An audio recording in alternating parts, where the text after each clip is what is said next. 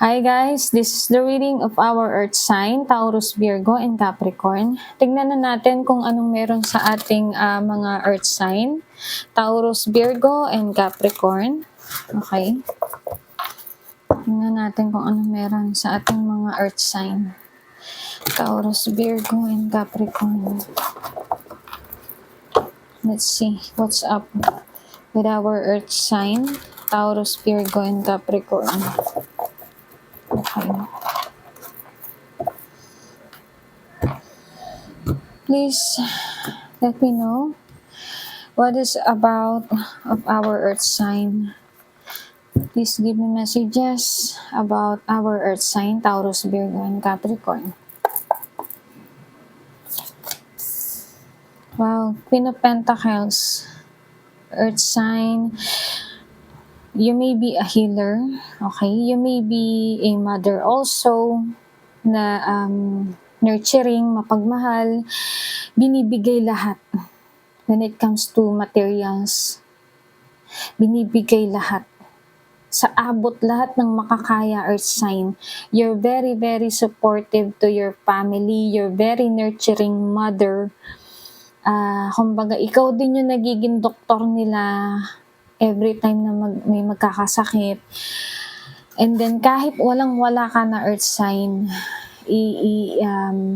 gagawaan mo ng paraan para lang maibigay yung gusto nila. Diba? As you can see, Queen of Pentacles, very, very nurturing mother. Lahat, lalong-lalo na sa pagkain, very supportive, very, alam mo yun, lahat ng klase ng pagkain na alam niya na makapagpapasaya sa family niya, niluluto niya, binibili niya, kahit na may kamahalan, ginagawa mo lahat, earth sign. I'm very, very proud of you. Yan. And then, tingnan na natin kung ano ang... Wow, I am seeing here at the bottom of the deck is our Six of Cups. Okay. There will be a union. This is a past energy. Okay. Kung hindi naman, sometimes you're bringing your childhood within you. Ganyan. 'Di ba? Parang outlet mo siya, ganon, earth sign. Parang gusto mo lang na mai-release yung stress mo minsan, 'di ba? Kasi nandito yung ating Two of Wands.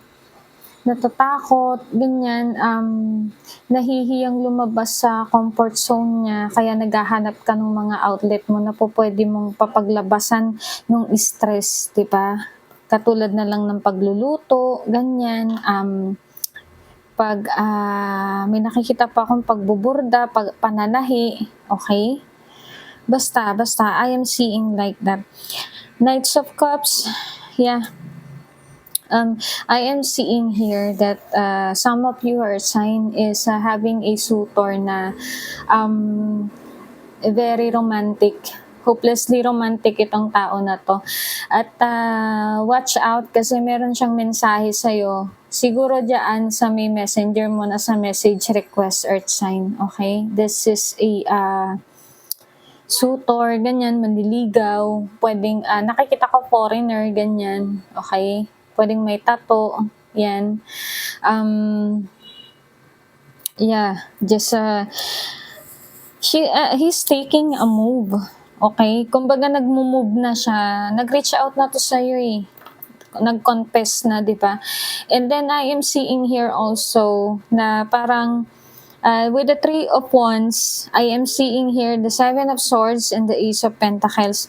Mag-ingat ka lang, air sign. Pag-isipan mong maigi yung about sa pera. May nakikita ko ditong limitasyon pagdating sa pera kasi po pwedeng may manloko sa'yo pagdating sa pera. Okay, pwedeng may mag-cheat about sa pera ha. Earth sign, Taurus, Virgo, and Capricorn. So mag-ingat ka lang. Pag-isipan mo munang maigi with the Three of Wands. Okay, kung magde-decide ka na ba or what. Kasi parang nandito rin yung parang may long distance communication dito. May long distance na usap parang nasa malayo yung ka-deal mo, parang online, okay? Mag-ingat ka kasi po puwede kang maloko sa pera, ha, earth sign. Mag-ingat ha, this is a warning ha. Okay, yun lang.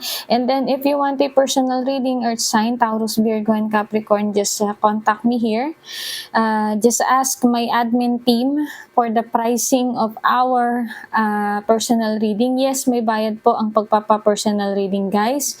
And then, yun lang po. Mag-ingat po tayong lahat. God bless and good luck.